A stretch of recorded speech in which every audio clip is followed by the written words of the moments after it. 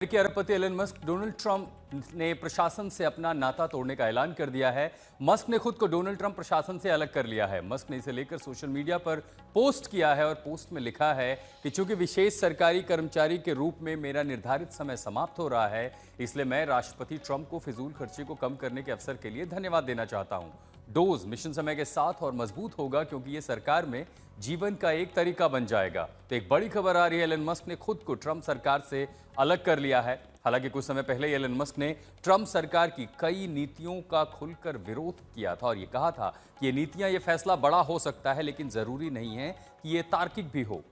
जिसमें immigration policy की भी निंदा थी और ट्रंप सरकार प्रशासन के कई ऐसे फैसलों पर, खासकर टैरिफ को लेकर के भी। प्रणय उपाध्याय हमारे संवाददाता हमारे साथ जुड़ रहे हैं। प्रणय, क्या ऐसा लगता नहीं है कि ये पहले से ही तय था, खासकर ये देखते हुए कि कैसे एलन मस्क ने हाल ही में कई सारी नीतियों की खुलेआम आलोचना की थी, खासकर इमिग्रेंट्स को लेकर के? आपने बिल्कुल ठीक कहा आशुतोष।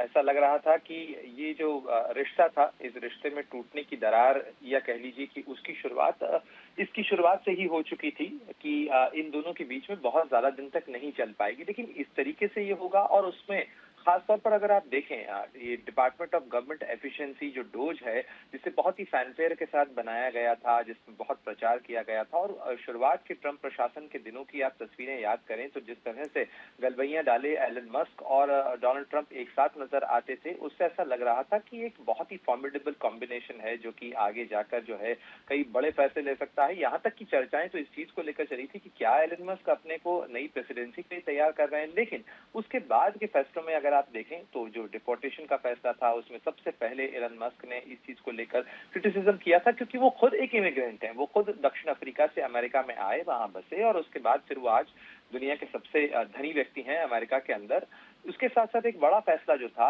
या कह लीजिए कि उसका जो प्रभाव था, डॉज के फैसलों के बाद डॉज में कहा जा रहा है कि करीब 160 अरब डॉलर की बचत जो है वो अमेरिका की अर्थव्यवस्था को की। डोनाल्ड ट्रंप ने भी उसकी बहुत तारीफें की थी। लेकिन आशुतोष, उसका जो परिणाम हुआ वो शायद कहीं न कहीं एलन मस्क को अपने निजी खाते से देना पड़ा, क्योंकि उनकी टेस्ला कारों के खिलाफ जिस तरीके से विरोध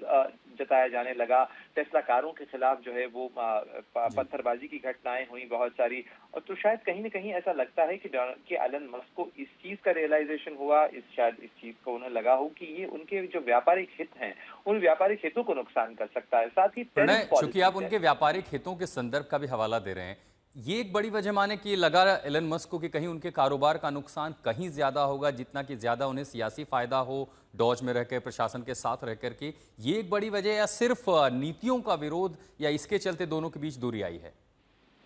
देखिए, वैसे तो जब ये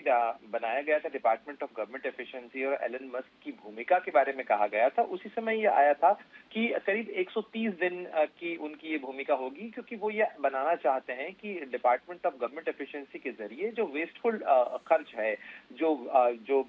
किफायत है, उसे प्रमोट किया जाए, वेस्टफुल जो